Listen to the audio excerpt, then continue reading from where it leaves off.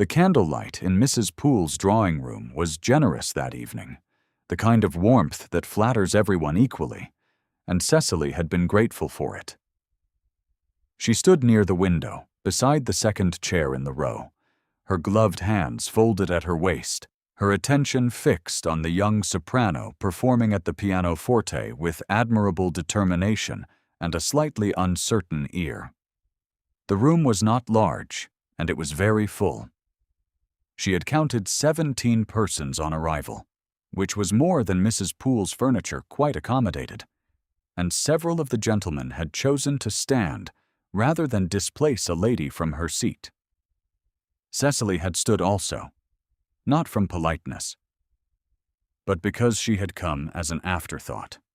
Mrs. Poole had mentioned the invitation on Thursday, in the same breath as a request that Cecily review Miss Poole's scales before the Christmas season began, and Cecily had understood that the one was the precondition of the other. She had worn her green wool gown.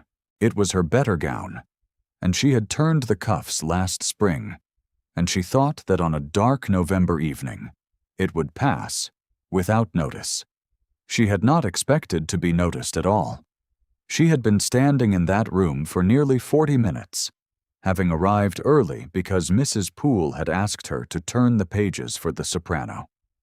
And then the soprano had found a friend willing to do it. And Cecily had been left with her purpose removed, and no clear way to recover it without drawing attention to the fact. So she had stood near the window, which was a good place to stand, because it gave one an excuse for looking in a particular direction. She was aware of him before she saw him. There was a change in the room's attention, a subtle redistribution of gazes, the kind of collective turning that happens when someone enters who has not previously been there and who carries sufficient social gravity to reorganize the air without speaking a word. She looked up. She looked. The man crossing the room was tall and dark-coated, his cravat white and precisely tied, his face composed in a stillness that did not quite read as ease. He was perhaps 30, perhaps a little older, and he moved through the company without pausing to speak to anyone, which was unusual enough that she noticed it consciously. He was moving toward her. She thought, for one disorienting moment, that he had confused her with someone else. He had not. He stopped directly before her, and the soprano behind them continued her aria, and the room watched without appearing to watch, which is the particular art of a Bath drawing room in November. He was closer than propriety strictly encouraged. She could see that his eyes were gray, a quiet gray, not cold, but careful, and that his jaw was set as though he were completing a task he had rehearsed, but not looked forward to. He reached into his waistcoat pocket. He withdrew something small, and he held it out to her on his open palm. The garnet ring lay against his glove, dark as dried roses in the candlelight. Cecily felt the blood leave her face. She knew the ring. She would have known it anywhere, even in that improbable context, even in another woman's hands. The central stone was a deep red oval, flanked by two smaller garnets, set in a plain gold band that had been resized twice in its long life. The metal faintly grooved at one side where her mother's knuckle had worn against it for 30 years. She had held it for the last time on a Tuesday morning in October, and she had not cried when she placed it in the jeweler's hand, and she had not cried walking home along Milsom Street. And she had told herself that objects were only objects, and she had believed it for nearly 4 weeks. She could not quite believe it now. "I believe this belongs to you," the man said. His voice was level and quiet, pitched for her alone. "I owe you an explanation, if you will permit it." He gave his name then. Edmund Farley, the Earl of Ashford. He said it without ceremony, without any of the social apparatus that a titled man generally deploys to remind one of the distance between you. She heard the name, and registered the rank, and could not quite make them cohere with the man standing before her, holding out her dead mother's ring on the flat of his hand, waiting without impatience for her to take it. Her hand moved before her judgment did. She felt the ring cool against her palm through the silk of her glove. She closed her fingers around it. Behind them, the soprano reached her final phrase and held it with more courage than accuracy, and the room exhaled into applause, and still Cecily stood with the ring in her hand and the Earl of Ashford before her, and she understood, with the particular clarity of a woman who has spent months learning to expect very little, that something had just begun that she could not yet name. She had arrived in Bath in the last week of September with 2 trunks, a younger sister, and the remains of her father's curate stipend, which amounted to £11 and some shillings after the creditors had been satisfied. The lodgings on Trim Street were clean and damp in almost equal measure, and the landlady, a widow named Mrs. Garth, charged 3 shillings a week for 2 rooms and the use of the kitchen on Tuesday and Friday mornings. Cecily had accepted the terms without argument. She had learned, in the 6 months since her father's death, that argument was a luxury she could not afford, in the most literal sense. Her father, the Reverend Mr. George Hartwell, had been a man of considerable goodwill and insufficient foresight.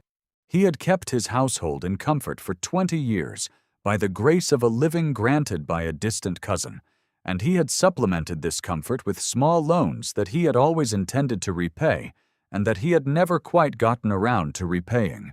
When the cousin died, and the living passed to a nephew who had different plans for it, and when the debts came due nearly simultaneously with the living, the result had been the kind of quiet catastrophe that the Bath assembly rooms discussed over cards for a fortnight and then set aside in favor of fresher material. Rosalind had been 17, and in the early weeks of a lung fever that the physician described as concerning but manageable, provided she remained warm and rested and well fed. Cecily had been 23, 2 months past her last birthday, the elder daughter of a ruined clergyman, possessed of a good education and no prospects whatsoever.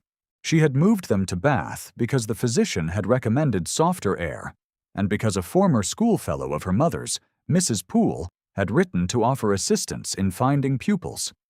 The assistance had materialized in the form of Miss Poole, 12 years old, willing but untalented, and 2 further pupils sent by Mrs. Poole's recommendation, the daughter of a retired major and the niece of a wool merchant. They paid a shilling per lesson. Cecily gave 6 lessons a week.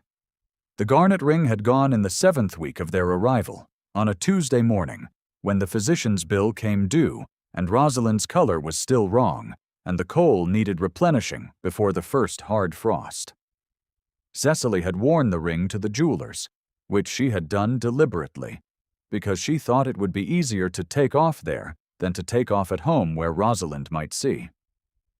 She had placed it on the jeweler's counter and said she wished to sell it. The jeweler had offered her £2. She had accepted. She had walked home along Milsom Street, and she had not allowed herself to look back at the shop window. She had not known that there had been a man in the back of the shop, examining pieces spread across a velvet board, who had gone still when he heard the exchange. She had not known that he had waited until she left and then offered the jeweler £3 for what she had just sold. She had not known any of this for 4 weeks, until he stood before her in Mrs. Poole's drawing room and laid the ring on his palm. She learned some of it later that evening, in fragments. As the other guests moved to take refreshments, and Mrs. Poole navigated between her social obligations with the practiced cheerfulness of a woman who always has more guests than chairs, Lord Ashford told her, briefly and without embellishment, that he had been in the shop on business connected with his late wife's estate, that he had overheard, and that he had acted on an impulse he could not quite account for. He did not apologize for the impulse. He said simply that he had not known her name and had spent some time discovering it. It was Lady Dorothea who ended the conversation. She appeared at Lord Ashford's shoulder with a precision that suggested she had been watching for some time. A tall woman of 55, with a black velvet gown and a rope of pearls, and the particular expression of a person who has arranged her face into pleasantness and is not quite achieving it. She addressed Lord Ashford with the warm authority of long acquaintance, directing his attention toward Miss Lavinia Chesterfield, who was, she said, particularly anxious to ask him something about the Italian lakes. Then she looked at Cecily, and the look was brief and assessing, and it did not trouble to be pleasant. Later, standing at the edge of the refreshment table, Cecily heard Lady Dorothea's voice from a nearby alcove where she stood with Miss Chesterfield. "A lesson, girl," the older woman said, in a tone that managed to be neither cruel nor kind, only accurate, the way one notes the weather. "Hartwell, some clergyman's daughter." He was always susceptible to a sensible face, poor Edmund. We will let it pass. Cecily poured herself a cup of tea and did not let her hand tremble. The November weeks passed in the rhythm that Bath imposes on its temporary inhabitants. Mornings at the pump room for those who believed in the waters, afternoons in the shops and circulating library, evenings divided among assemblies, private parties, and the occasional concert. Cecily moved through this world at its edges, as she had moved through every world since September.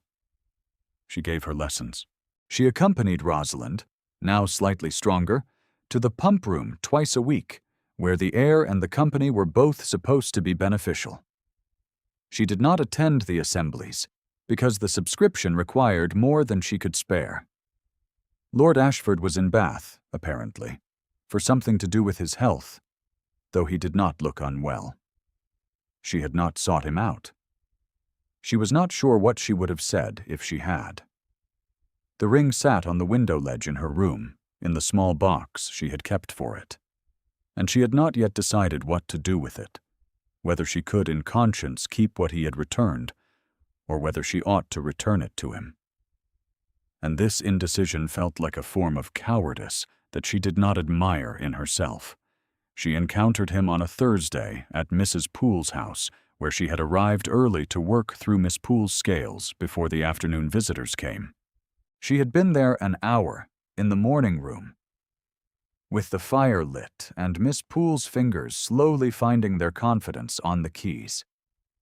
The girl had a tendency to stop entirely when she made an error, as though the error were final, and Cecily had been explaining, again, that a mistake in music is only a note that has not yet decided where it belongs, that the hands know the way back if you let them, that stopping is the only mistake that cannot be recovered.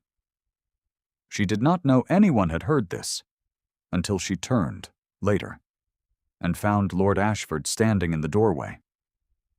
He had not announced himself. He had his coat on and his hat in his hand, as though he had just arrived or was about to leave, and his face held the expression she was coming to recognize, careful and contained, with something moving beneath the surface that he did not permit to rise. He said he had come to leave a card for Mr. Poole, and had been told to wait. He did not apologize for the overhearing. "That was well said," he said, "about the mistakes." She thanked him. She began gathering her music sheets, because the lesson was finished and she had no reason to remain. "Allow me to walk with you," he said. "I am going toward the Abbey." She understood it as obligation. He was a man of rank, and she was an unaccompanied woman leaving a private house, and the offer was the kind a well-bred man makes reflexively, without sentiment. She accepted it for the same reason, reflexively, because refusing would have required a reason, and she had no reason except the flutter at her wrist that she refused to name. The walk was short and largely silent. He asked whether her sister was improving. She said yes. Slowly. He said that slowly was the right pace for such things. and she had the impression he was speaking of something other than Rosalind's fever, though she could not have said what. He left her at the corner of Cheap Street and walked back toward the pump room without looking back, and she stood for a moment in the thin autumn sun and told herself firmly that the flicker in her chest was only surprise. She was aware during the walk of his hand at the small of her back as they negotiated a narrowed stretch of pavement where a delivery cart had stopped. He did not rest his hand there. He held it at a precise and proper distance and guided her through without touching her, which she noticed with a specificity that irritated her, because she could not explain why the absence of a touch would be something to notice. She was aware of the gray of his coat sleeve against her green wool when they walked close, and of the quality of his silence, which was not the silence of discomfort, but the silence of someone attending very carefully to whatever she might say next. She did not say much. She could not quite find her register. If you have ever watched someone choose to remain invisible, you will understand what it cost Cecily not to reach for that ring every day and carry it close. Stay with this story a little longer. She encountered him twice more that week, once at the circulating library and once on Milsom Street, where he had stopped to examine something in a window and turned at the sound of her step. Both times he spoke to her. Both times she answered with the careful warmth of a woman who knows the exact social distance she is permitted to occupy. Both times he stood a degree too close, which she noticed and attributed to inattention, because the alternative attribution required a confidence she did not possess. At the library, he had lifted a volume from a high shelf that she could not have reached and placed it in her hands without making anything of it, without looking at her face in a way that invited gratitude. And she had thanked him and looked down at the book and not looked up again until she heard his step move away. On the Sunday after, she brought Rosalind to the pump room, and Lady Dorothea was there with Miss Chesterfield and two of Miss Chesterfield's aunts. The party occupied a prime position near the colonnade, and they were receiving calls with the efficient grace of a family that considers social attention its natural due. Mrs. Fenwick, a Bath regular whom Cecily had met twice through Mrs. Poole's connections, passed near Cecily's chair and bent to say something to her companion, something too low to hear entirely, except for two words that carried clearly in the hush between the orchestra's movements. "Lesson, girl," someone said, and then a name, and a look across the room, and then a smile of the kind that apologizes for nothing. Rosalind had not heard. Cecily had reached over and pressed her sister's hand, and Rosalind had looked up from her cup with her pale face and her careful eyes and said, "Are you cold? You have gone pale." "The air," Cecily said. "I am perfectly well." She was not perfectly well, but she was practiced at the posture of it. The truth of him surfaced in pieces, which is perhaps the only honest way a truth of that kind can surface. She had noticed the restraint first, and then she had noticed the shape of what it was restraining. He did not speak of Eleanor, which was his late wife's name, and he did not speak of London. And there were moments when something crossed his face at a small domestic sight. A woman bending to a child, a pair of gloves left on a hall table, a pianoforte left open in a room. And whatever crossed his face was not grief exactly, but the mark of where grief had been, the way a healed burn leaves its record. The afternoon she learned the full shape of it. They were walking on the gravel walk. She had come alone because Rosalind was resting, and the afternoon was mild enough, and he had been sitting on the bench at the bend, and had stood when he saw her, and fallen into step beside her, with the wordless ease of a man accustomed to making decisions and less accustomed to explaining them. They had walked for 20 minutes in companionable near silence when she asked, with more directness than she had intended, why he had come to Bath. He told her. He said it plainly, in the flat, declarative way he said most things. His wife had died 16 months ago, in April of last year, and he had been unable to face London since. Then he stopped and seemed to reconsider, and she thought he would redirect the conversation, but instead he continued. He said that Eleanor had died, and that their child had died, and that in the months before he had been cold to her in ways he had since had reason to understand were based on a misapprehension, and that Lady Dorothea had been, in some part, the source of that misapprehension. He said all of this in the same level voice he used to discuss everything else, the voice that gave nothing away except by its very steadiness, which gave away everything. There was a pause that Cecily did not try to fill. "I owe her an accounting I cannot give," he said. "That is the accurate description of it." The oak trees along the walk had shed most of their leaves by then, and the light came through the bare branches in long, pale bars across the path. And in that light, his face looked older than 33, older than grief, the way a face looks when it has been carrying something heavy for a long time and has stopped expecting to set it down. She did not tell him she was sorry. She had learned that sorry was often the least useful thing you could offer someone carrying a loss they cannot put away. "You should know," he said after a moment, "that I am the reason the ring was not sold." She went still. He told her what he had not told her the night of the party. He had been at Milsom's jewelry in the back of the shop when she had come in. That he had watched.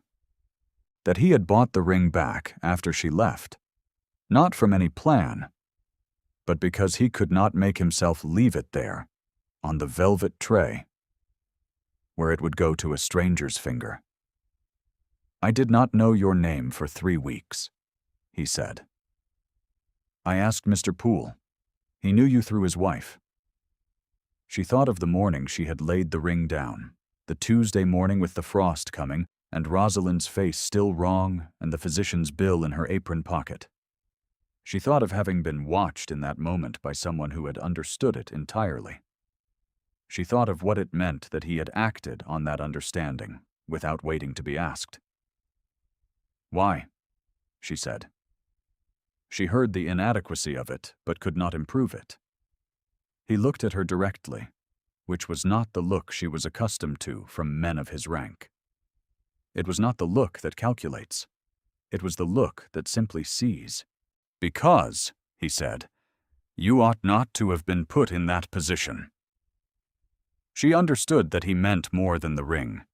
She understood that, and chose for the moment not to pursue it further, because she was standing in a public walk in November, and her hands were shaking slightly inside her gloves, and she was not yet certain enough of the ground beneath her feet to take the next step.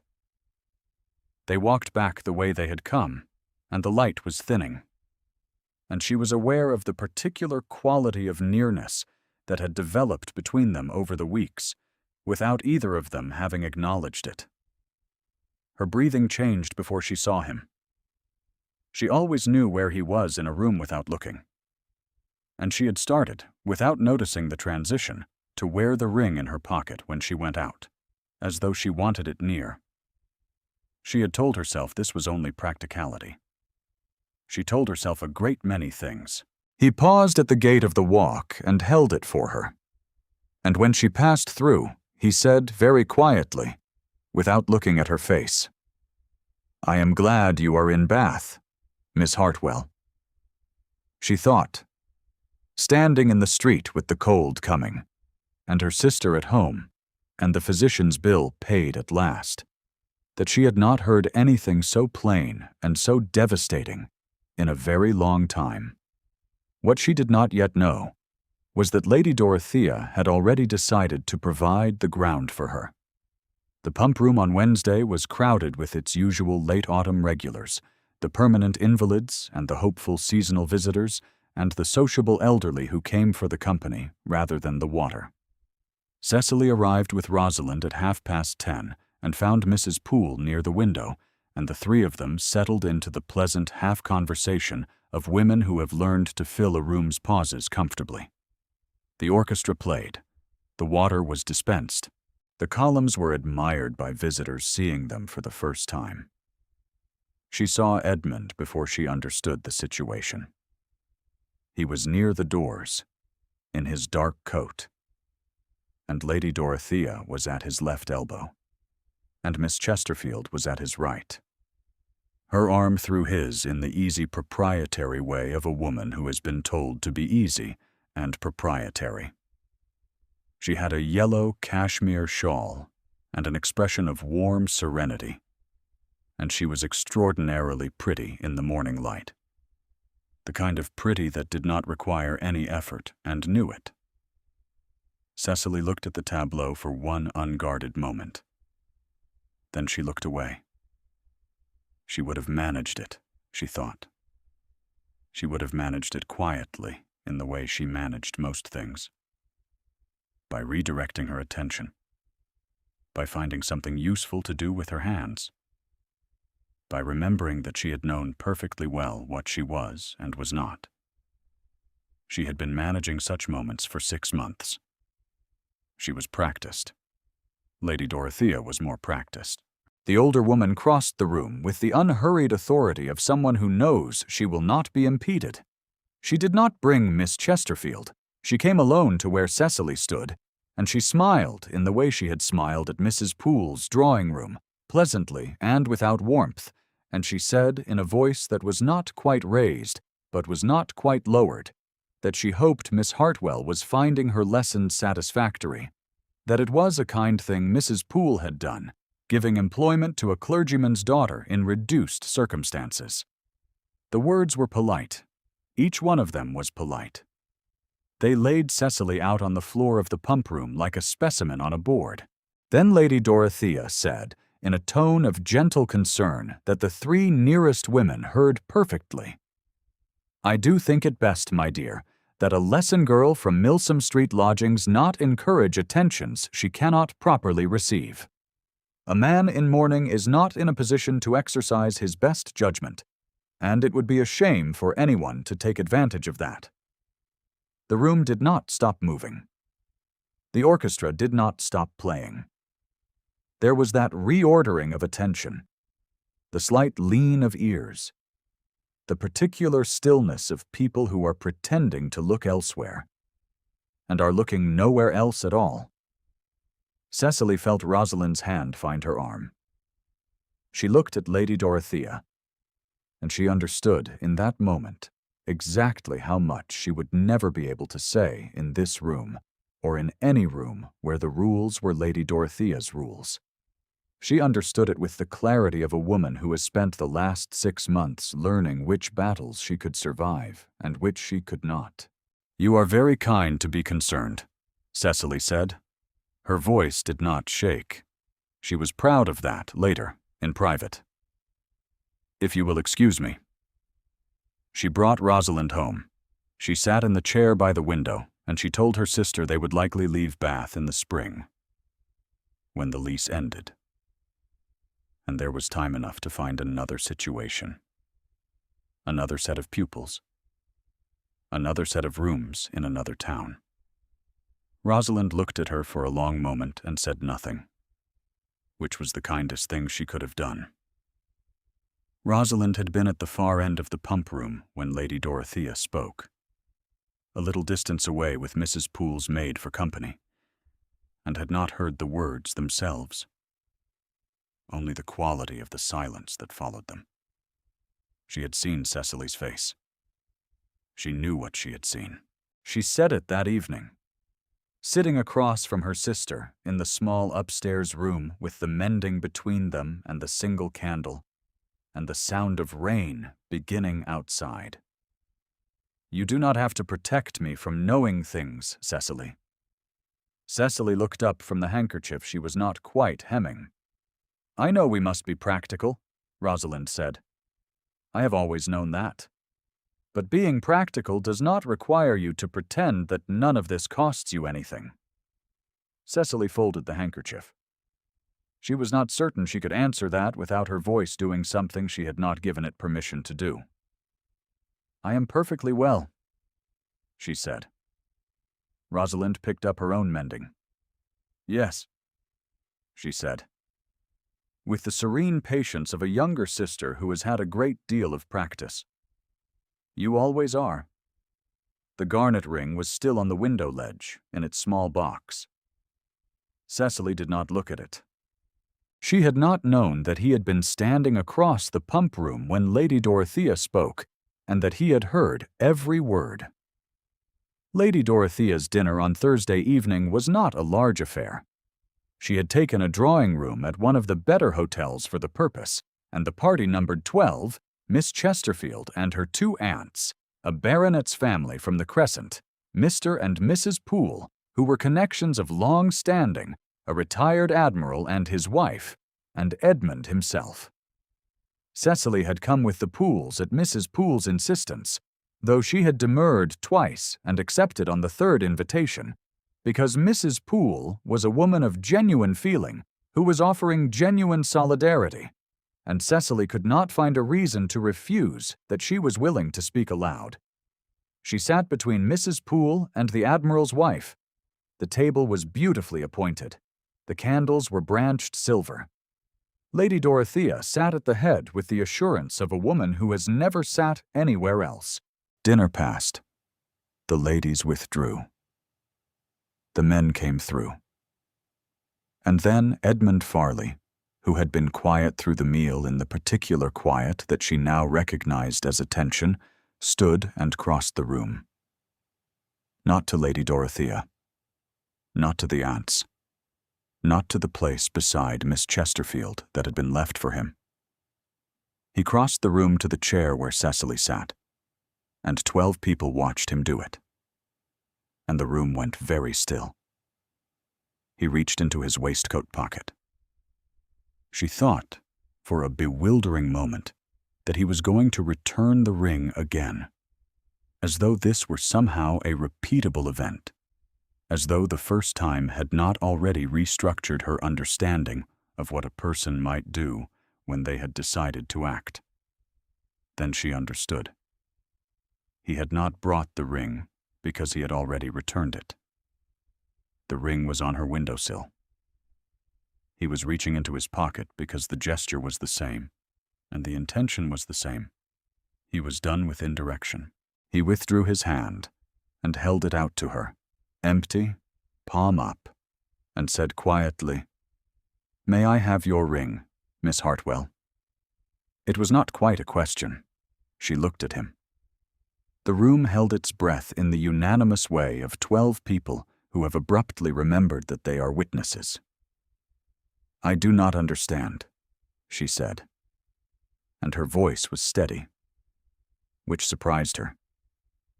"I believe you do," he said, and there was something almost gentle in it. "But if you will bring it tomorrow, I will explain myself more clearly." Lady Dorothea's voice came from the head of the table, composed and careful. "Lord Ashford," she said, "I am not certain this is the time." He looked at her. He looked at her for a long moment, and his face was entirely calm. And the calm was not the absence of feeling, but the presence of a decision made so thoroughly that it required no further effort. "She is not a lesson girl," he said. "She is mine to choose." The 12 words fell into the room's silence. Lady Dorothea's hand did not move on the table. Miss Chesterfield looked at the tablecloth. The Admiral's wife pressed her lips together in the brief, involuntary way of a woman suppressing a sound. Mr. Poole, from his position near the decanters, made a slight movement, a small forward shift, the gesture of a man who has been waiting to confirm something. He looked only at Cecily. She did not answer him in words. She held out her hand, and he took it, and he did not let go immediately. And the room understood that the conversation had concluded in the only way it could have concluded, and that there was nothing left to reorder. The warmth of his hand through her glove was the specific, grounded, irrevocable warmth of something that would not be taken back. She felt it in her wrist, and then higher. She was aware of the 12 people in the room with a kind of remote clarity, the way one is aware of the details of a place one is about to leave. Miss Chesterfield's hands were still in her lap, the Admiral's wife with her lips still pressed together, Mr. Poole watching from his position near the decanters with the expression of a man who has just witnessed a document signed. Lady Dorothea's face held a stillness that was not quite composure, the stillness of someone who has recognized that their script has failed at its most critical moment and has not yet found the language for the next line. She did not find it that evening. What she said, after a long moment, was directed at the table in general and no one in particular, and it was perfectly civil and perfectly empty. "Shall we have more wine?" she said. It was not a question. The footman moved. The moment passed into the ordinary evening it would become in other people's retellings, quietly and without drama, which was the only mercy Lady Dorothea was likely to receive that winter, and the only one she was owed. Lady Dorothea did not speak again that evening. She managed, in the weeks following, everything that Cecily had long since given up expecting. He came to Trim Street with Mr. Poole to speak to Cecily properly, because there was no father to speak to, and he had made his own calculation about the correct form. He brought a letter from his steward regarding certain particulars that would make things clear. He sat in the small front room while Mrs. Garth hovered in the hall, and Rosalind pretended to be very interested in her embroidery frame in the corner.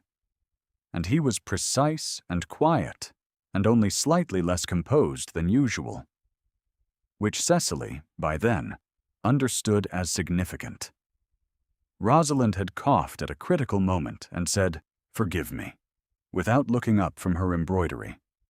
And Cecily had seen Edmund's mouth move in what was nearly, almost, very close to a smile. He brought the ring on the third visit.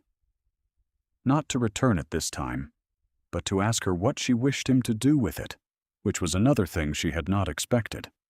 He had asked. She told him she wished to keep it. He said he was glad of that. He said it as though gladness were a new register he was learning to speak in, uncertain of the vocabulary, but not unwilling to try. He came again the following Tuesday, and the Tuesday after that.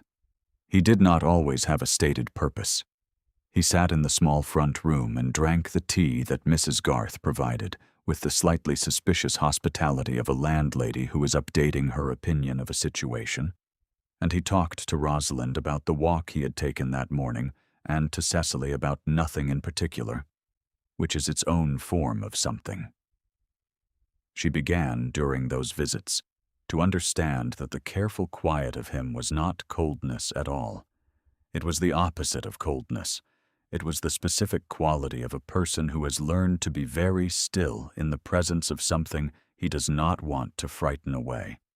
The piano was Rosalind's idea, or rather, it was Rosalind's wish, voiced once to Mrs. Poole and apparently overheard by someone, because a fortnight after the dinner at the hotel, a hired pianoforte arrived on Trim Street in the back of a cart, followed shortly by a note in a precise hand that said simply, "In the event that the lessons are to continue, a better instrument seemed practical." Rosalind had read it twice and looked at her sister with an expression that contained equal parts satisfaction and restraint. "He is very practical," Rosalind said. "Yes," Cecily said. "He is."